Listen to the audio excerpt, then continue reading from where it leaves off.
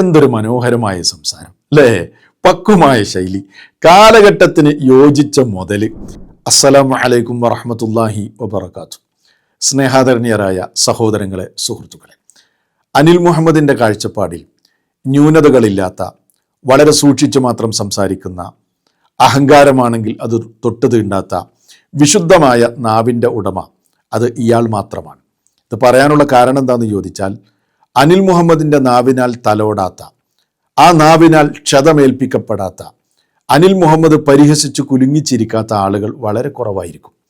അനിൽ മുഹമ്മദിൻ്റെ ചാനൽ എടുത്ത് പരിശോധിച്ചാൽ തന്നെ നിങ്ങൾക്ക് എല്ലാവർക്കും അത് മനസ്സിലാകുന്ന ഒരു കാര്യമാണ്. കഴിഞ്ഞ ദിവസം ഹുസൈൻ സലഫിയെ വിമർശിക്കുന്ന ഒരു ക്ലിപ്പ് ഞാൻ കാണുകയുണ്ടായി. മുമ്പ് ഹുസൈൻ സലഫിയെ വിമർശിച്ചിട്ടുണ്ടല്ലോ. ആ സമയത്ത് കൃത്യമായ നിലക്ക് ഇയാൾക്ക് മറുപടി നൽകുകയും ഒരുപാട് ചോദ്യങ്ങൾ ഞാൻ ഇയാളോട് ചോദിക്കുകയും ചെയ്തിരുന്നു. ആ ചോദ്യങ്ങൾക്കൊന്നും യാതൊരു മറുപടിയുമില്ലാതെ, അത് കണ്ട ഭാവം നടിക്കാതെ, അതിനെക്കുറിച്ചൊന്നും പ്രതികരിക്കാതെ ആ വിഷയം ഇയാൾ മുക്കി. ഇപ്പോൾ ഹുസൈൻ സലഫിയുടെ വിഷയത്തിൽ ഇയാൾ വീണ്ടും തലമുക്കിയിരിക്കുകയാണ്. എന്താണ് ഹുസൈൻ സലഫിയെ സംബന്ധിച്ച് ഇയാൾ പറയുന്നത്? ബഹുമാന്യനായ ഹുസൈൻ സലഫിയെ വളരെ നികൃഷ്ടനായി, അതായത് നെറുകേടാണ് ഹുസൈൻ സലഫി ചെയ്തത് എന്ന നിലക്ക്, അശ്ലീലമാണ് ചെയ്തത് എന്ന നിലക്ക് ഹുസൈൻ സലഫിയെ സമൂഹത്തിൻ്റെ മുമ്പിൽ അവതരിപ്പിക്കുന്ന ഒരു ക്ലിപ്പാണ് കഴിഞ്ഞ ദിവസം ഞാൻ കണ്ടത്. അത് കണ്ടപ്പോൾ എനിക്ക് തോന്നി ഇത് പ്രതികരിക്കേണ്ടതാണ്. കാരണം ഒരാളെ, ഏത് പണ്ഡിതനാകട്ടെ, അബദ്ധങ്ങൾ ആർക്കും സംഭവിക്കാം. അപ്പോൾ പറയുന്ന കാര്യങ്ങൾ ന്യായമാണെങ്കിൽ അത് അനിൽ മുഹമ്മദ് പറഞ്ഞാലും ആര് പറഞ്ഞാലും നമ്മൾ ആ വിഷയത്തിൽ ഇടപെടുകയില്ല.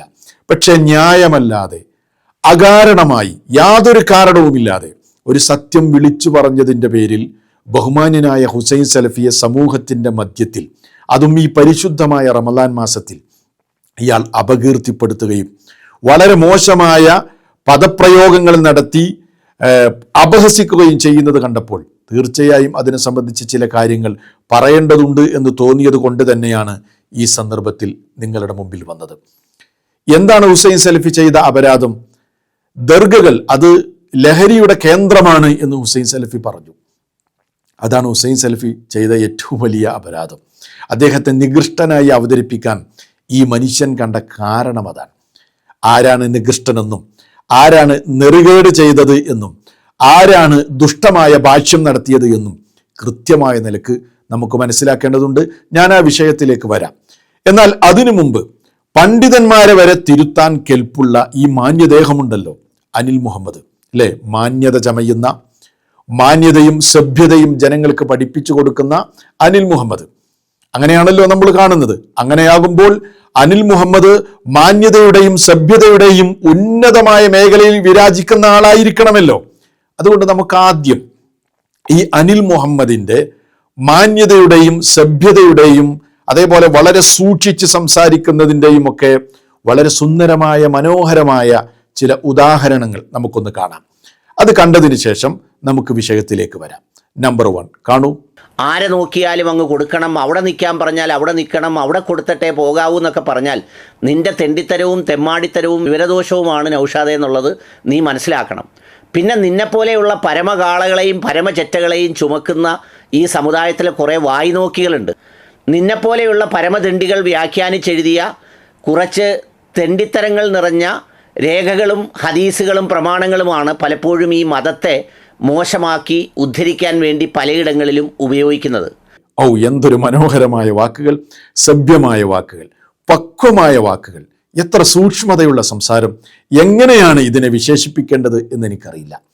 ഇയാളാണ് പണ്ഡിതന്മാർക്ക് സഭ്യത പഠിപ്പിച്ചു കൊടുക്കുന്നത്. ഈ വിളിച്ചു പറഞ്ഞ നെറികേടിൻ്റെ, ഈ വൃത്തികെട്ട വാക്കുകളുടെ ഒരു ചെറിയ അംശമെങ്കിലും ബഹുമാന്യനായ ഹുസൈൻ സലഫി പറഞ്ഞു. എന്നിട്ട് ആ പണ്ഡിതനെ സമൂഹത്തിൻ്റെ മധ്യത്തിൽ ഇയാൾ എങ്ങനെയാണ് അവതരിപ്പിക്കുന്നത്? വളരെ നികൃഷ്ടനായി അവതരിപ്പിക്കുകയാണ്. ഒന്നാലോചിച്ച് നോക്കൂ. ഇയാൾ ഈ വിളിച്ചു പറഞ്ഞ വാക്കുകൾ ഒരു മുസ്ലിമിൻ്റെ വായിൽ നിന്ന് പുറത്തു വരാൻ പാടുണ്ടോ? ഈ റമദാൻ മാസത്തിൽ ഞാനിത് കേൾപ്പിക്കേണ്ടതില്ല എന്ന് വിചാരിച്ചതാണ്. പക്ഷേ ഇയാൾ ചോദിച്ചു വാങ്ങുകയാണ്. ഏതാണെങ്കിലും ഈ റമദാൻ മാസത്തിലെങ്കിലും ഈ നിലക്കുള്ള നെറികേടുകൾ ഇയാൾ വിളിച്ചു പറഞ്ഞിട്ടുണ്ടല്ലോ. ഇയാളുടെ വായിൽ നിന്ന് വന്നതാണല്ലോ ഇതൊക്കെ. തൗബ ചെയ്യട്ടെ എന്ന നിലക്ക് തന്നെയാണ് ഞാൻ ഇതൊന്ന് കേൾപ്പിക്കുന്നത്. ആലോചിച്ച് നോക്കിയത്. ഇപ്പോൾ നൗഷാദ് ഹസനിക്ക് ഇസ്ലാമിനെ പ്രതിരോധിക്കാൻ വേണ്ടി മറുപടി പറയാൻ, ഇങ്ങനെയാണോ ഇസ്ലാമിനെ പ്രതിരോധിക്കാൻ വേണ്ടി മറുപടി പറയേണ്ടത്? നൗഷാദ് ഹസനി എത്ര തെറ്റായ കാര്യം പറഞ്ഞാലും അതിനെ ഇങ്ങനെയാണോ പ്രതിരോധിക്കേണ്ടത്?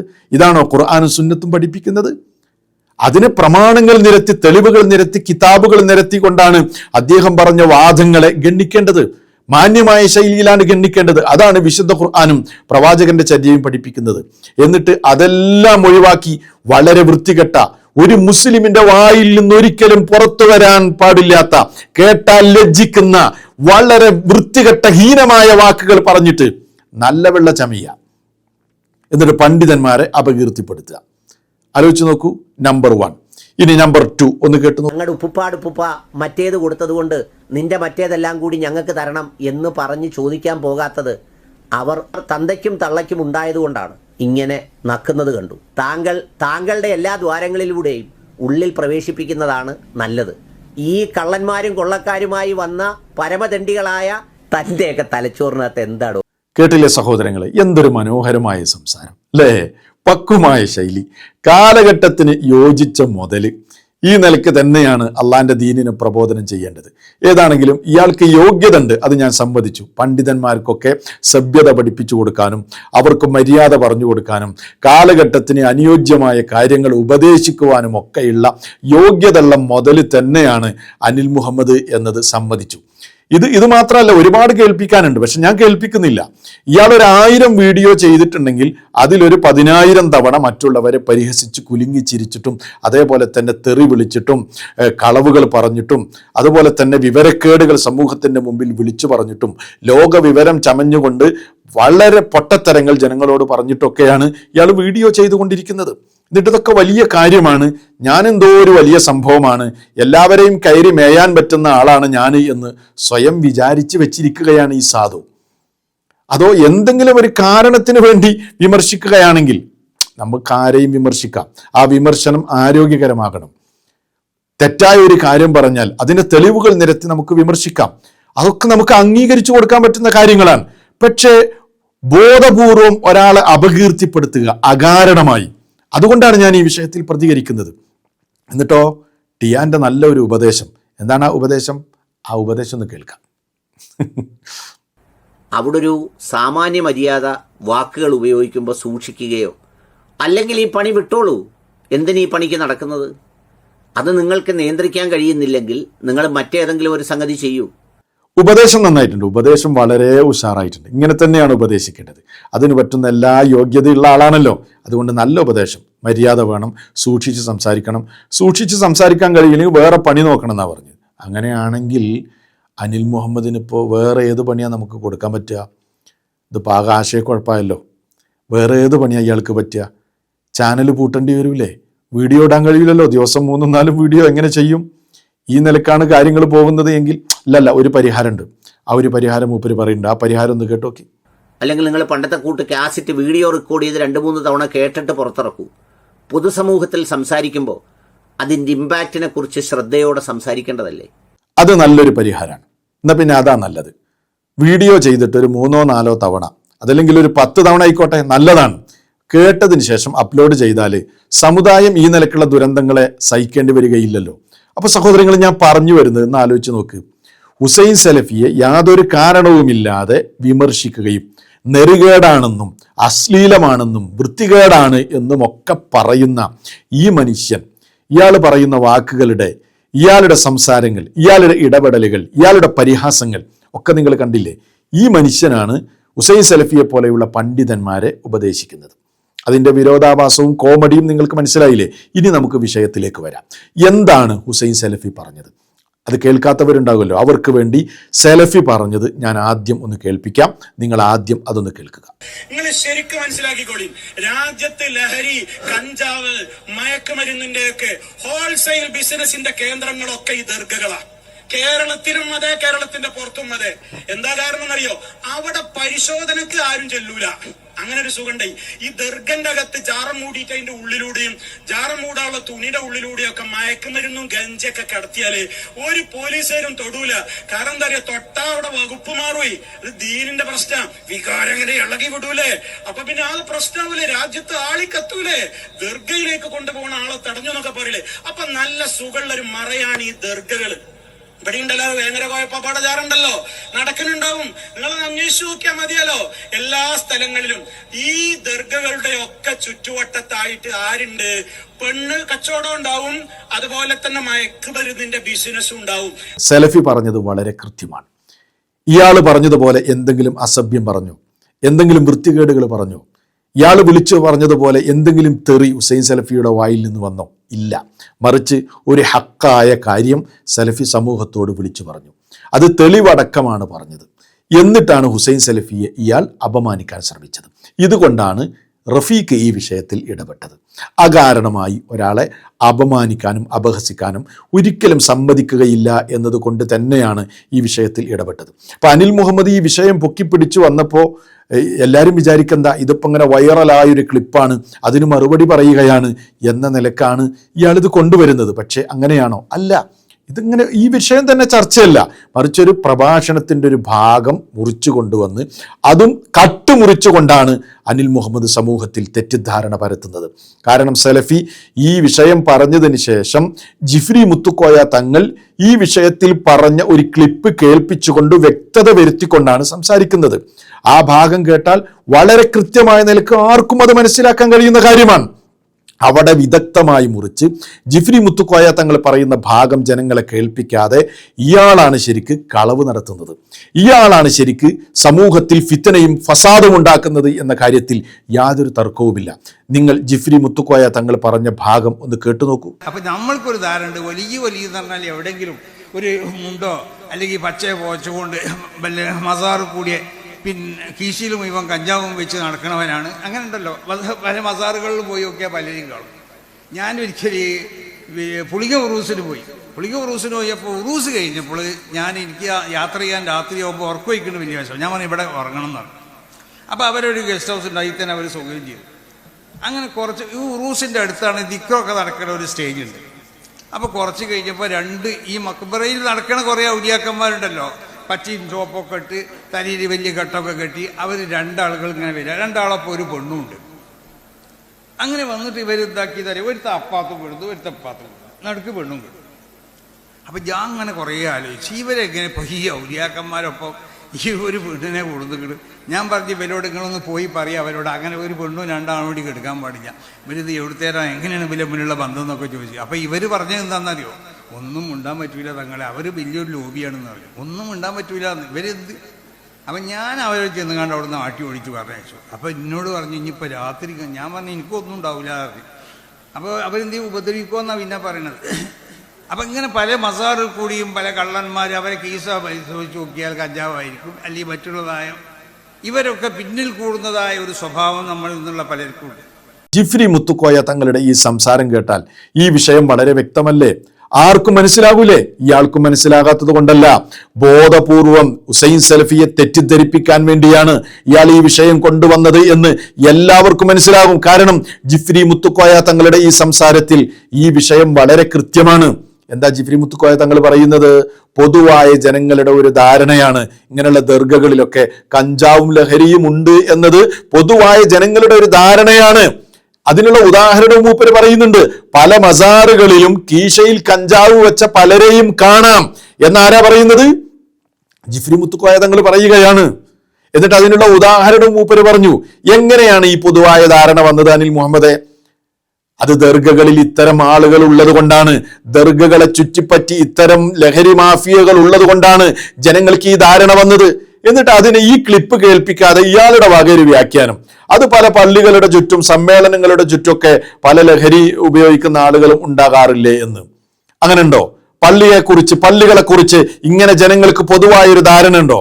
പള്ളിയിൽ പോകുന്നവരൊക്കെ കീശയിൽ കഞ്ചാവ് വെച്ചിട്ടാണ് പോകുന്നത് എന്ന ധാരണ ജനങ്ങൾക്കുണ്ടോ?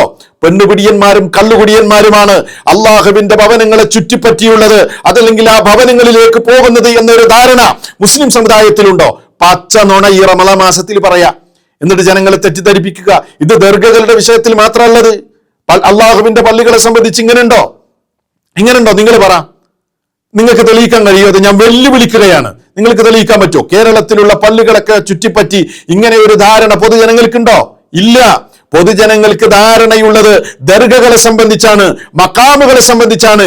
അങ്ങനെ ഒരു ധാരണയുണ്ട് എന്ന് പറയുന്നത് ഹുസൈൻ സലഫി അല്ല, അതല്ലെങ്കിൽ റഫീഖ് അല്ല, മറിച്ച് സമസ്തയുടെ പ്രസിഡന്റായ ജിഫ്രി മുത്തുക്കായ തങ്ങളാ പറഞ്ഞത്. പല മസാറുകളെയും ചുറ്റിപ്പറ്റി കീശയിൽ കഞ്ചാവ് വെച്ച് പെണ്ണുപിടിയന്മാരായ പലരുമുണ്ട് എന്ന് ജിഫ്രി മുത്തുക്കായ തങ്ങൾ പറഞ്ഞ ക്ലിപ്പ് കേൾപ്പിച്ചിട്ട് നിങ്ങൾ ബോധപൂർവം ജനങ്ങളെ തെറ്റിദ്ധരിപ്പിക്കരുത്. പച്ച നുണ പറഞ്ഞ് അകാരണമായി പണ്ഡിതന്മാരെ കുതിര കയറുന്ന പരിപാടി നിങ്ങൾ അവസാനിപ്പിക്കണം. നിങ്ങളുടെ നാടിന്റെ തൊട്ടടുത്തല്ലേ പൊന്നു ചങ്ങാതി ഭീമാപള്ളി? നിങ്ങൾക്ക് അവിടെ പോയി ഒന്ന് അന്വേഷിച്ചു നോക്കിക്കൂടെ? അവിടെ പോയി ഒന്ന് അന്വേഷിച്ചു നോക്ക്. ഭീമാപള്ളിയിൽ അവർക്ക് ആ കമ്മിറ്റിക്ക് തന്നെ പ്രത്യേകമായ ഒരു തീരുമാനമെടുക്കേണ്ടി വന്നു. എന്ത്? ഭരണസമിതിയിൽ വോട്ട് ചെയ്യാൻ കഴിയൂല, അതേപോലെ തന്നെ പൊതുയോഗത്തിൽ പങ്കെടുക്കാൻ കഴിയൂല. ആർക്ക്? കഞ്ചാവും ലഹരിയുമായി ബന്ധപ്പെടുന്ന ആളുകൾക്ക് ഇനി ഈ ഭരണസമിതിക്ക് വേണ്ടി വോട്ട് ചെയ്യാനോ പൊതുയോഗത്തിൽ പങ്കെടുക്കാനോ കഴിയില്ല. അവർക്കെതിരെ ബ്ലോക്ക് ഉണ്ടാകുമെന്ന് തീരുമാനമെടുക്കേണ്ടി വന്നു. കഞ്ചാവും ലഹരിയും കൊണ്ട് പൊറുതിമുട്ടിയതുകൊണ്ട് ഭീമാപള്ളി കമ്മിറ്റി. ഇത് ഞാൻ പറയുന്നതല്ല, കേട്ടു നോക്ക്. തിരുവനന്തപുരം ഭീമാപള്ളിയിൽ നിരോധിത പുകയില ഉൽപ്പന്നങ്ങൾ പിടികൂടി. 15 ലക്ഷത്തോളം രൂപ വില വരുന്ന ഉൽപ്പന്നങ്ങളാണ് കണ്ടെത്തിയത്. ഒരാളെ ഷാഡോ പോലീസ് കസ്റ്റഡിയിലെടുത്തു. അനന്തകൃഷ്ണൻ വിവരങ്ങളുമായിട്ട്. അനന്തൻ, എപ്പോഴാണ് തെരച്ചിൽ നടന്നത്? എവിടെ നിന്നുമാണ് സാധനങ്ങൾ എത്തിച്ചത്?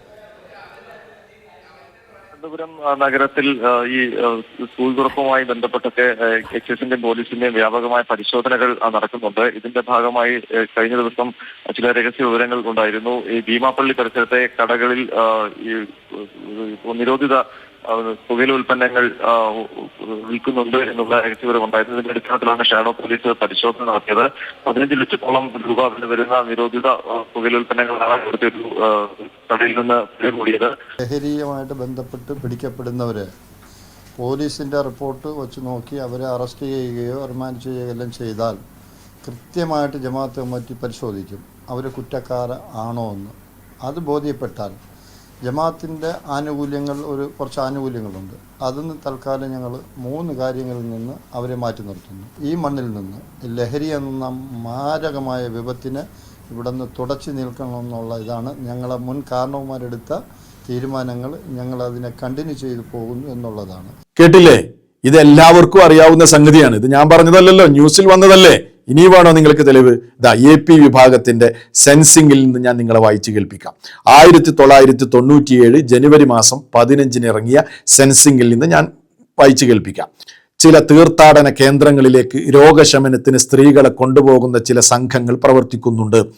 ഏർവാടിയും നാഗൂരും മുത്തുപേട്ടയുമാണ് അവരുടെ ലക്ഷ്യം. ആ സ്ഥലങ്ങളെ കേന്ദ്രീകരിച്ച് നടക്കുന്ന സാമൂഹ്യ ജീർണതകൾ ഇന്ന് രഹസ്യമല്ല. അനാശാസ്യ പ്രവർത്തനങ്ങളിൽ നിന്നും പുണ്യാത്മാക്കളുടെ ശ്മശാന ഭൂമിയെ സംരക്ഷിക്കുന്ന കാര്യം അതിൻ്റെ ഊരാളർക്കും അത്ര താല്പര്യമുള്ള കാര്യമല്ലെന്നാണ് മനസ്സിലാവുന്നത്. പണവും സ്വന്തം സ്ത്രീത്വവും നഷ്ടപ്പെടാൻ മാത്രം വിധിക്കപ്പെട്ട ഹതഭാഗ്യകളുടെ കഥയാണ് ഈ തീർത്ഥാടകരിൽ നിന്നും കേൾക്കാനിടവരിക. നേർച്ച സ്ഥലങ്ങളെന്ന് പറയുന്ന ഉത്സവപ്പറമ്പും പൂരപ്പറമ്പും അള്ളാഹു വിരോധിച്ച സർവ്വകാര്യങ്ങളും നടക്കുന്ന സ്ഥലങ്ങളാണ്. നാഗൂരിലേക്കും അജ്മീറിലേക്കുമുള്ള നേർച്ച സാധനങ്ങൾ പിരിക്കാൻ നടക്കുന്ന ഒരു തരം ഖലീഫമാർ പച്ചപ്പുതപ്പും ധരിച്ച് വീടുകൾ കയറി ഇറങ്ങാറുണ്ട്. ഇരുട്ടിയാൽ ഇവരിലധികവും കഞ്ചാവ് വിൽപ്പനക്കാരാണ്. എത്ര വ്യക്തമായിട്ടാണ് സെൻസിംഗ് എഴുതിയത്. എന്നാലും ഈ അനിൽ മുഹമ്മദ് അംഗീകരിക്കൂല, സത്യം നിങ്ങൾ അംഗീകരിക്കൂല. പക്ഷേ ജനങ്ങൾ മനസ്സിലാക്കട്ടെ എന്ന നിലക്കാണ് ഞാൻ ഈ തെളിവ് കൂടെ വായിച്ചത്. അതുകൊണ്ട് ലോകത്തെല്ലാവർക്കും അറിയുന്ന കാര്യമാണ്. നാഗൂര്, അജ്മീർ, അതുപോലെ തന്നെ ഏർവാടി തുടങ്ങിയ പ്രസിദ്ധമായ ജാറങ്ങൾ, അതുപോലെ തന്നെ കേരളത്തിലെ പല ജാറങ്ങൾ, അവിടെയൊക്കെ പെൺവാണിഭവും അതുപോലെ കഞ്ചാവും ലഹരിയുമൊക്കെ സുലഭമാണ് എന്ന് ലോകം തിരിയുന്ന എല്ലാവർക്കും അറിയാവുന്ന കാര്യമാണ്. ലോകത്തുള്ള എല്ലാ വാർത്തകളും കൊണ്ടുവന്ന് വീഡിയോ ചെയ്യുന്ന താങ്കൾക്കും അതറിയും എന്ന് തന്നെയാണ് ഞാൻ മനസ്സിലാക്കുന്നത്. പക്ഷേ നിങ്ങൾ ആർക്കൊക്കെയോ വേണ്ടി പണ്ഡിതന്മാരെ ബോധപൂർവം തെറ്റിദ്ധരിപ്പിക്കാനും അപഹസിക്കുവാനുമുള്ള ഗൂഢമായ ശ്രമമാണ് നിങ്ങൾ ചെയ്യുന്നത് എന്ന കാര്യത്തിൽ യാതൊരു സംശയവുമില്ല. അതുകൊണ്ട് അനിൽ മുഹമ്മദ് മനസ്സിലാക്കേണ്ട ഒരു കാര്യമുണ്ട്.